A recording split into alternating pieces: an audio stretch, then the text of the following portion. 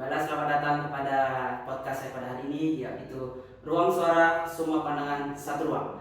Baiklah, saya Matthew, nomor matriks 228924, dan pada hari ini kami akan membincangkan satu isu yang besar yang dipersoalkan pada masa-masa ini, yaitu soal bully cyber di media sosial. Baiklah, oleh itu saya telah menjemput 3 orang panel pada hari ini untuk membantu saya bagi membincangkan, mengupas punca-punca ataupun langkah-langkah dan juga membincangkan bagaimana untuk mengatasi masalah bully cyber ini. Baiklah, sebelum kita mulakan, saya minta untuk memperkenalkan dirilah daripada beliau sekali. Assalamualaikum warahmatullahi wabarakatuh. Nama saya Faris Izwar bin Khairuddin. Nomor matrik saya 230357. Assalamualaikum warahmatullahi wabarakatuh. Nama saya Muhammad Nazif bin Alwi dan nama matrik saya 231452. Selamat sejahtera, nama saya Yak Jingling dengan nombor matrik 22846. Baiklah, selamat datang semua. Terima kasihlah sebab hadir kepada podcast saya pada hari ini. Hari ini kita santai-santai saja, tidak perlu formulir lah. Oke, baiklah, sebelum saya akan perkenalkan sedikit. Kita akan ada 3 pusingan, di mana setiap pusingan saya akan ajukan satu persoalan lah, pertanyaan untuk setiap daripada panel yang hadir. Oke lah, soalan yang pertama saya tujukan kepada Haziq. Saya juga. Ya. Soalan yang pertama, apakah punca berlaku gejala bully cyber di media sosial? Punca gejala bully cyber Bully cyber di media sosial. Menurut pandangan saya, kalau punca bully cyber ni boleh dikatakan berpunca daripada kurangnya rasa empati pembuli terhadap mangsa. Kalau macam yang kita lihat ataupun mengikut pengetahuan sendiri, rasa empati ni dia menunjukkan perasaan ataupun emosi seseorang. Jadi bila pembuli ni dia ingin mempunyai keinginan untuk membuli seseorang. Sebab apa? Sebab jika pembuli ni dia nak bully seseorang, dia akan menimbulkan rasa tak puas hati ataupun rasa orang kata attention seeker, untuk mencari perhatian, ataupun dia tidak mempunyai orang kata kurang kasih sayang ke apa kan, lebih-lebih terhadap orang tua, rakan-rakan ataupun orang sekelilingnya. Jadi saya boleh katakanlah ramai yang nak kata ramai tu tak tahulah, mungkin ramai lah kan. Pembuli ni dia memang melakukan jenayah ni terutama di media sosial sebab dia itulah kurang rasa empati ataupun dia tak puas hati terhadap seseorang.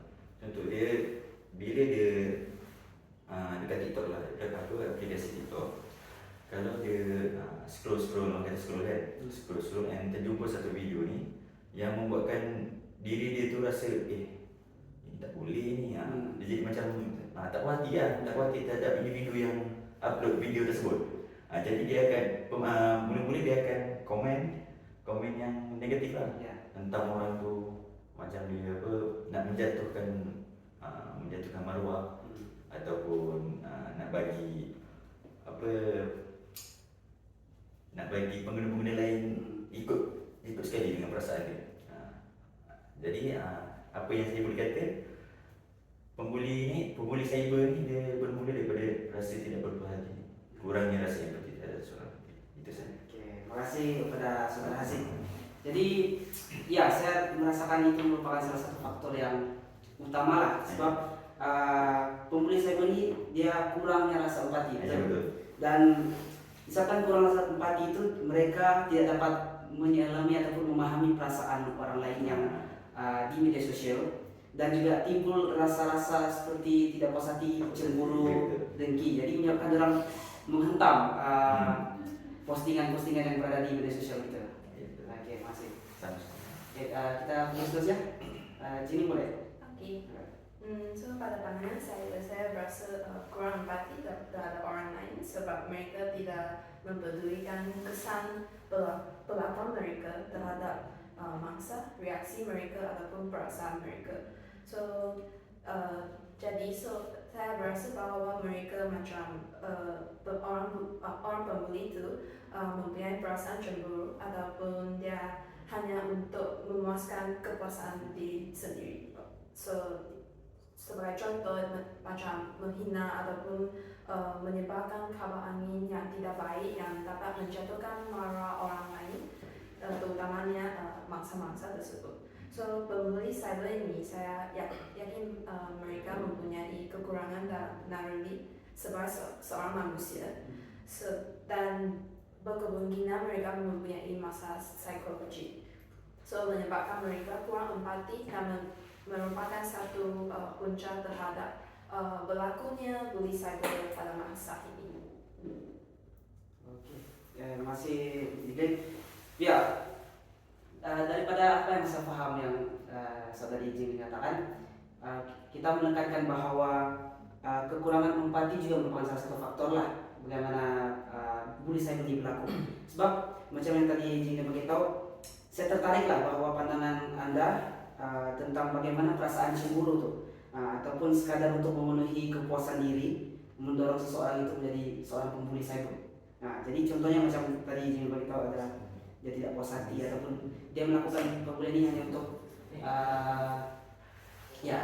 untuk memuaskan kepuasan diri lah, untuk melampiaskan perasaan diri negatif diri dengan memberi komen-komen negatif. Oke, terima kasih ya. Oke, kepada panel kita yang ketiga, Aris. Kalau menurut saya, punca utama yang sebab laku bully cyber ini bagi saya adalah disebabkan oleh keluarga itu sendiri atau institusi keluarga itu yang datang dari ibu bapa mereka. Hal ini disebabkan oleh kerana ada dua sebab utama kenapa ibu bapa ni tidak memantau aktiviti anak-anak mereka di media sosial. Pertama, sebab ibu bapa ni sibuk dengan urusan harian mereka.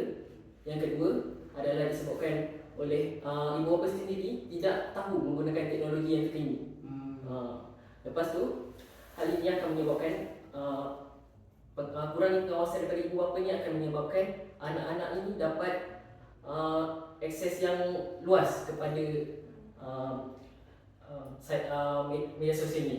Jadi anak-anak ni dapat gunakan media sosial ni tanpa batasan, masa. Jadi dia orang akan guna media sosial ni tanpa ada sekatan masa, sekatan ruang. So mereka boleh akses dalam pelbagai media sosial, dalam pelbagai platform. Jadi contoh ni kan, macam anak-anak ni kan, dia akan mudah terpedaya tau dengan contoh bila mereka scroll TikTok, mereka akan membaca komen-komen negatif dan mereka akan belajar daripada komen negatif tu. Jadi mereka akan jadi, secara tidak langsung mereka akan jadi pemangsa kepada mereka akan jadi netizen kepada dan akan membuli kepada mangsa-mangsa lain. Mereka akan menjatuhkan orang-orang lain. Itu menurut saya. Okey, terima kasih saudara Aris. Ya betul, saya setuju lah mana kurang pengawasan daripada ibu bapa itu sendiri dan juga ibu bapa tidak mempunyai pengetahuan yang luas lah mengenai bidang teknologi ini, menyebabkan anak-anak mereka tuh tidak ada pengawasan mengenai apa yang mereka cari di media sosial, apa yang mereka buat di teknologi mereka, seperti di telepon apa semua lah. Menyebabkan mungkin yang tadi saudara Aris sampaikan, mungkin anak-anak muda ni dia ternampak komen-komen negatif di media sosial dan juga mengikut langkah-langkah tersebut lah, mengikut cara-cara tersebut. Sebab seperti dalam keluarga saya sendiri, daripada anak buah saya sendiri baru berumur 6 tahun dan pandai main TikTok, dan 6 tahun sudah pandai mengeluarkan kata-kata besar itu baru 6 tahun, belum lagi dah besar. Jadi memang tanpa pengawasan ibu bapa tu boleh menyebabkan berlakunya bully cyber lah. Ya. Oke, jadi untuk pusingan yang pertama nih, bagi mengetahui apakah punca berlakunya bully cyber ini, saya boleh rumuskan lah daripada ketiga-tiga panel di bawah bahwa gejala bully cyber ini berpunca daripada berbagai faktor utama.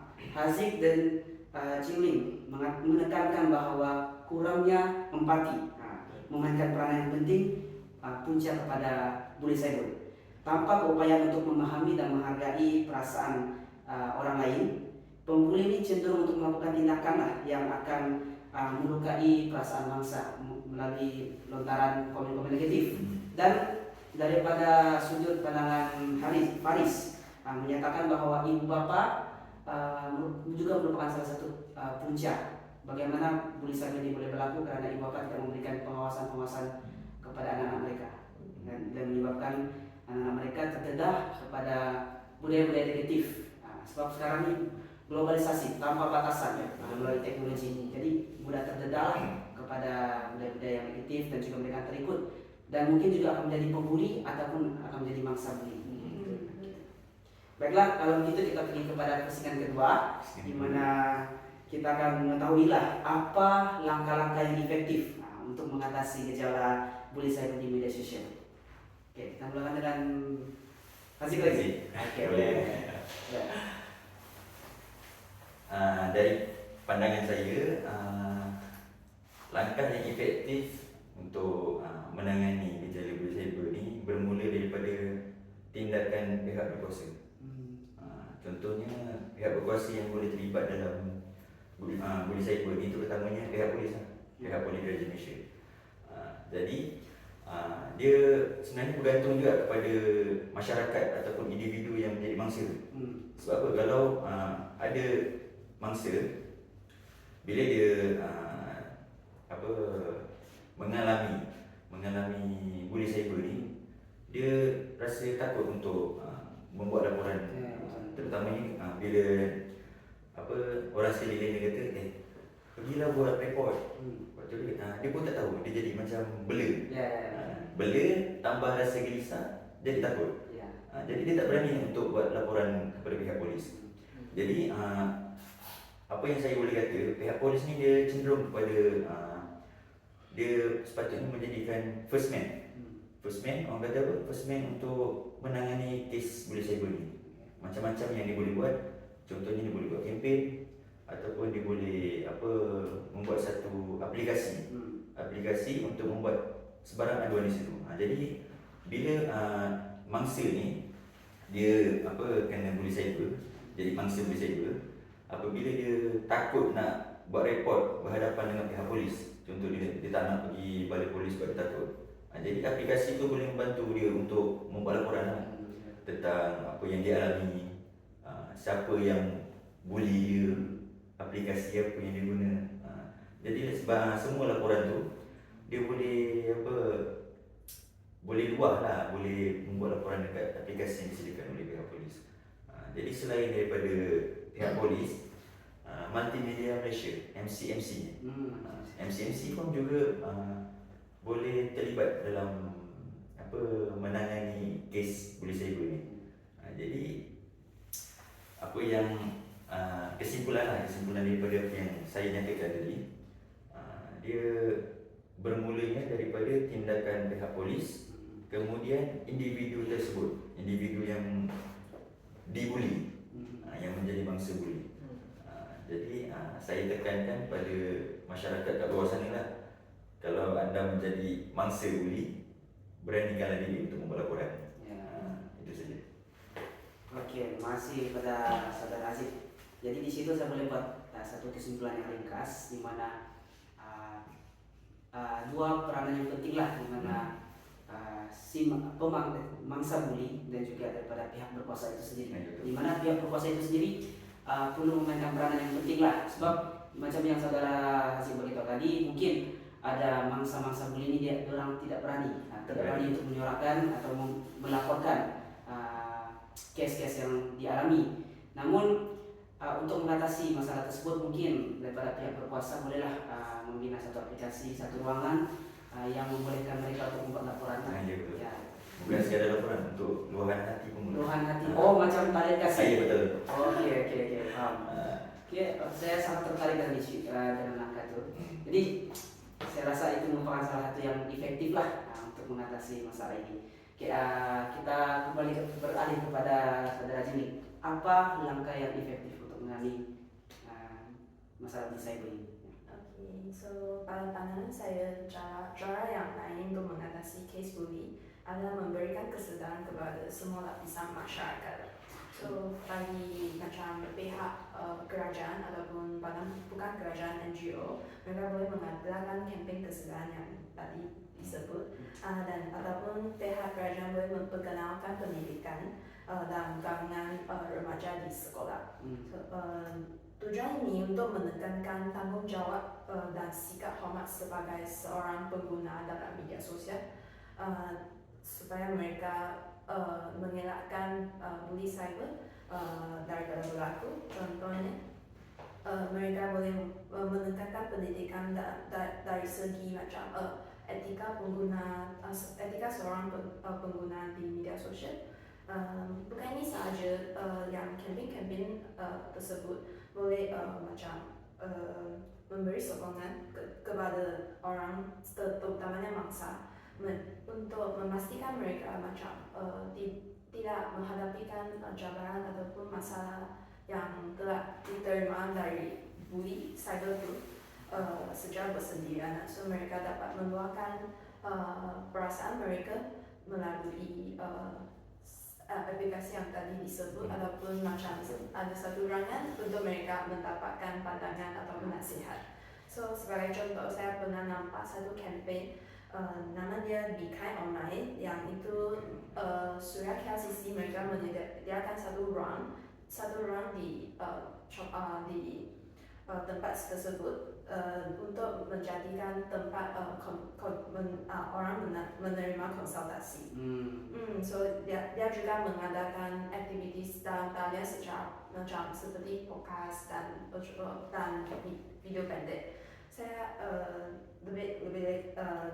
saya pernah melibatkan diri dalam satu program, dia pada tahun 2018 lah, waktu sekolah menengah. So dia actually satu campaign anti-bully cyber, Dare to Shop. So yang itu yang dilancar oleh Miss Universe Malaysia. Dia bermaklumat untuk menambahkan kesedaran dalam kalangan terutamanya di sekolah, so dalam kalangan pelajar. So yang melalui campaign tersebut, dia ada satu drama dan juga aktiviti secara station. So saya dapat banyak info tentang bully cyber, macam mana nak elakkan ataupun pihak apa yang bertanggung jawab dalam mengatasi bully cyber ataupun mengawal apa-apa yang boleh mereka buat lah. Oke, terima kasih saudara Juli. Jadi ya, saya sangat suka untuk mendengar apa yang disampaikan oleh Juli, di mana untuk mengatasi bully cyber ini kita perlu bermula daripada bawah, yaitu kesadaran masyarakat. Lagi-lagi daripada kecil lagi, seperti yang dikatakan melentur bulu biarlah dari rebungnya. Ya, kita mulai daripada bawah, kita ajar dari kecil, jadi sudah besar dia sudah tahu etika dan peradaban itu, di mana kita ada etika di dalam ruangan digital. Oke, jadi ya kita perlu seperti memberikan campaign kesadaran kepada berbagai lapisan masyarakat mengenai bully cyber, etika penggunaan digital, dan apa yang perlu mereka lakukan sekiranya mereka menjadi mangsa bully cyber, dan siapa mereka boleh rujuk, dan siapa mereka boleh suarakan pandangan. Macam yang tadi saudara Hasim beritahu, ada boleh sediakan ruangan untuk luahkan dalam perasaan. Betul. Oke, jadi ya kita beralih kepada panel ketiga. Faris, apakah pendapat Anda tentang langkah untuk mengatasi masalah ini? Okay, saya ada dengar tadi saudara Matthew cakap bentuk dulu biarlah dari rebungnya, kan? Bab kata awak tadi, bentuk dulu biarlah dari rebungnya. Pendapat saya, keluarga memainkan peranan yang paling penting untuk membentuk anak-anak mereka menjadi modal lisan. Jadi ibu bapa ni memainkan peranan paling penting, kerana antara peranan ibu bapa adalah untuk mengawasi anak-anak mereka ni di dalam talian. Bukan sahaja dekat luar talian sahaja kita mengawasi mereka, tetapi di dalam talian pun kita perlulah mengawasi mereka supaya anak-anak ni tidak terpengaruh dengan aktiviti di dalam media sosial itu. Macam contoh kan, ibu bapa boleh gunakan aplikasi parent controller untuk mengatasi dan membatasi masa anak-anak ni menggunakan media sosial mereka. Jadi anak-anak ni contoh mereka ingin mendownload sebuah aplikasi, jadi mereka perlukan pengesahan daripada ibu bapa mereka untuk mendownload aplikasi tersebut. Lepas tu ibu bapa ni berperanan untuk mengajar anak mereka supaya menangani konflik mereka dengan secara matang. Dengan cara tidak menyerang orang lain. Faham? Jadi tak adalah mereka kalau tak puas hati mereka serang orang lain, menjatuhkan marah orang lain. Lepas tu peranan ibu bapa ni adalah untuk kita dengar keluh kesah anak kita. So macam contoh anak kita mengadu pasal mereka dibuli, jadi ibu bapa ni memainkan peranan untuk mendengar keluh kesah daripada anak mereka sendiri. Jadi mereka tidak terasa terabaikan. Jadi tak adalah masalah-masalah seperti masalah depresi atau stres atau apa. Itu pendapat saya. Ya, masih pada saudara Faris. Ya betul. Apa yang saya boleh katakan, menuntut bulu biarlah dari ujungnya. Ya, ibu bapa perlu memainkan peranan yang penting untuk mendidik anak mereka dari kecil lagi mengenai bullying cyber. Tapi sebenarnya tidak perlu ajar mengenai bullying cyber. Kita perlu mengajar mereka tentang sopan santun, etika, ya betul.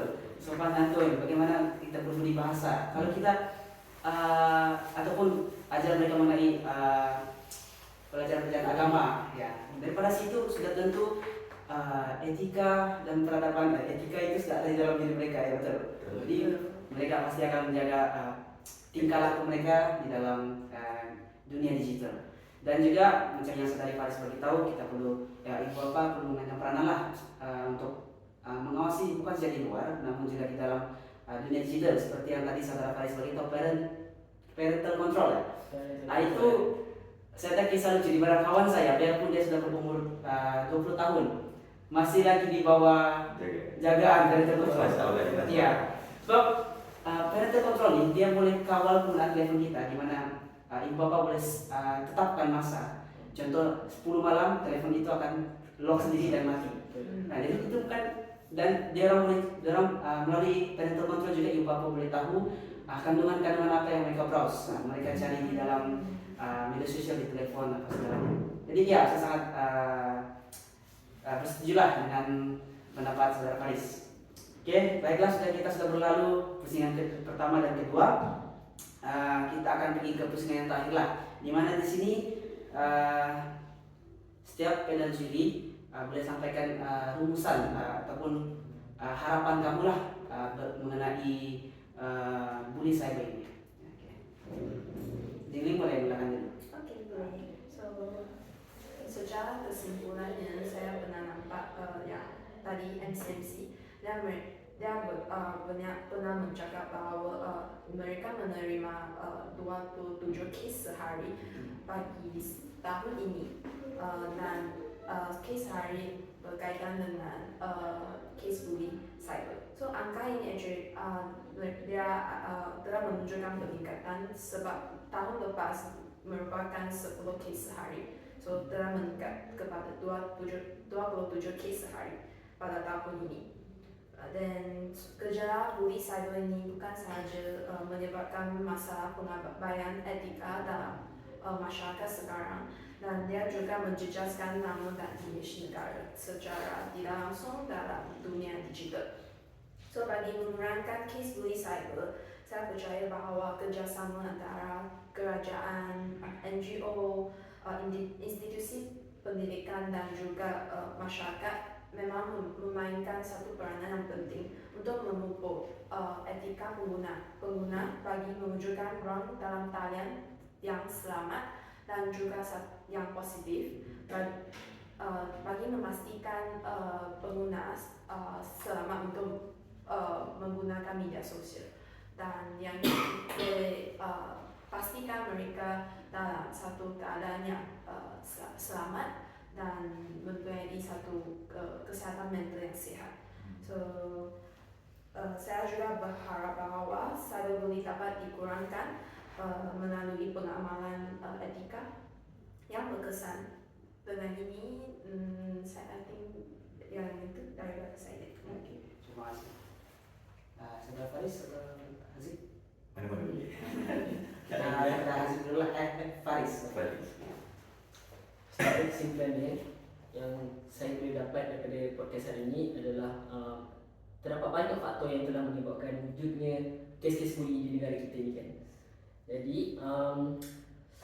maka kita tak heran lagi lah kenapa kes bully cyber dekat negara kita ni semakin meningkat dari tahun ke tahun kan. Jadi semua pihak, sama ada dari pihak kerajaan, pihak swasta, institusi pendidikan, ibu bapa dan juga masyarakat perlulah sama-sama berganding bahu untuk menyelesaikan masalah yang serius, iaitu gejala bully cyber di negara kita supaya tidak meningkat dari tahun ke tahun lagi. Jadi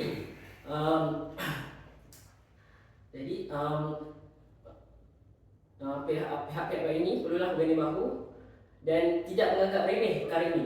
Kerana jika mereka menganggap remeh perkara ini, hal ini akan menyebabkan modal-modal insan negara kita akan hancur dari segi moral, akhlak, dan mereka tidak akan dapat memimpin negara ini pada masa depan. Jadi bagi saya pendidikan tentang amalan etika dalam talian ini adalah penting, terutamanya diberikan kepada golongan-golongan macam kita, golongan remaja. Sebab golongan remaja inilah paling banyak menggunakan media sosial kita. Media sosial. Jadi itulah simpulan saya. Okey, Terima kasih. Saudara Haziq. Saya juga. Ya, secara kesimpulannya apa yang saya boleh cakap, bahasa dan etika ni dia dua perkataan tapi dalam satu function. Jadi dia memainkan peranan penting apabila seseorang tu nak berkomunikasi, terutama dalam talian.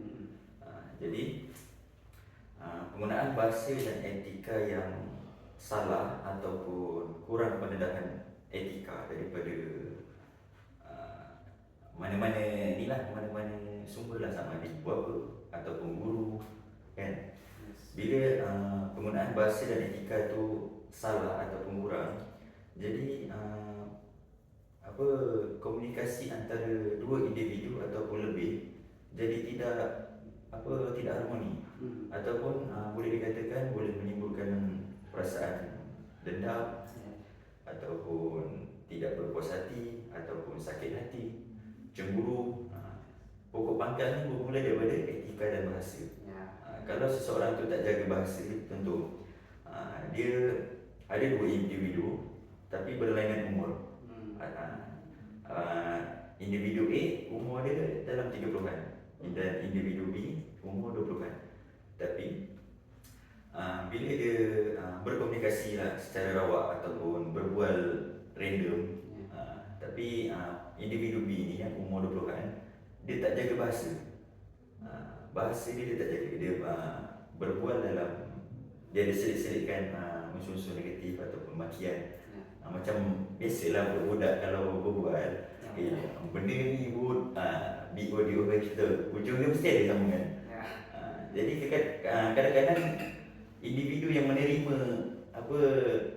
perkataan tu, kita tak semestinya tahu, kita tak akan tahu sama ada dia terima dengan hati terbuka ataupun dia anggap itu sebagai makian ataupun dia anggap sebagai gurauan. Kita tak tahu.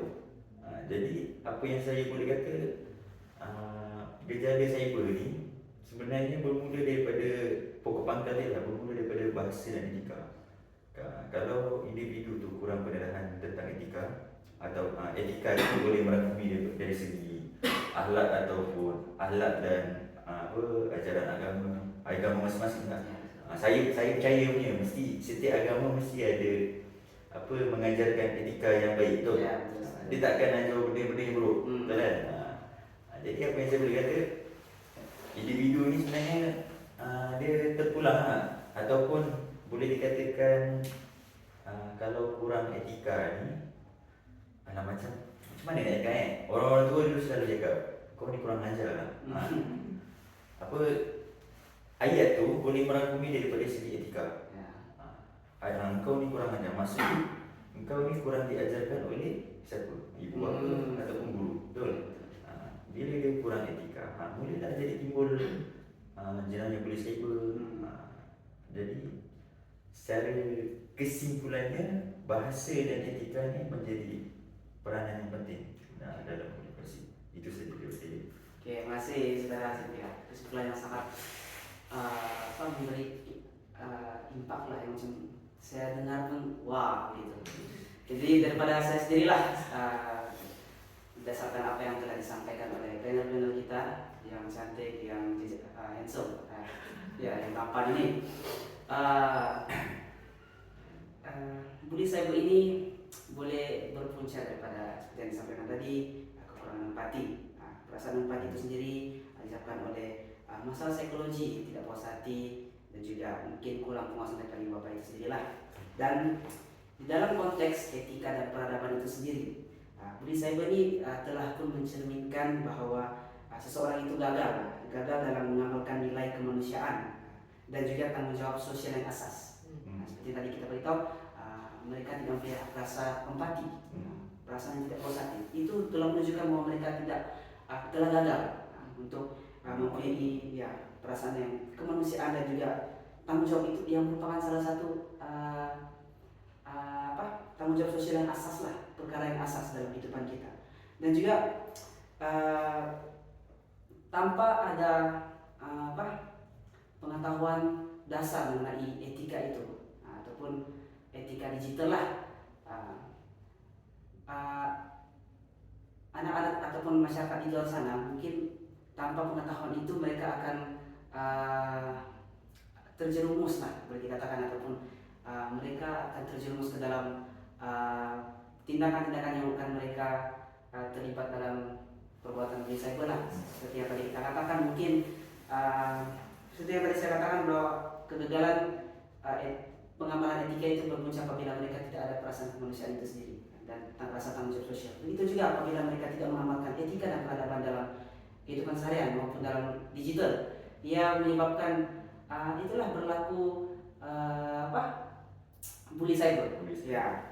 Dan dalam hal ini juga berbagai juga lah langkah-langkah untuk mengatasi masalah bully cyber ini, seperti yang telah disampaikan daripada ibu bapa itu sendiri, daripada pihak berkuasa maupun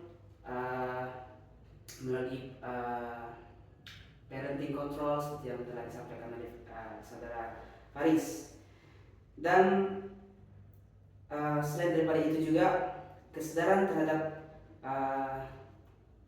kesan ataupun kesan bully cyber itu seperti yang dikatakan oleh saudari Jingling, itu justru perlu ditekankanlah dalam berbagai lapisan masyarakat supaya mereka mempunyai kesadaran apa yang akan berlaku apabila seseorang itu menjadi mangsa bully cyber. Seperti yang kita tahu, apa yang saya telah baca pada beberapa hari yang lalu, statistik bully cyber itu menunjukkan bahwa dalam setahun akan ada 2 daripada 10 orang, 2 daripada 10 orang itu akan menjadi mangsa daripada bully cyber ataupun lebih. Dan daripada mangsa bully cyber itu bukan saja akan menyusahkan psikologi mereka daripada pribadi mereka sendiri, tapi juga akan membawa kepada kematian.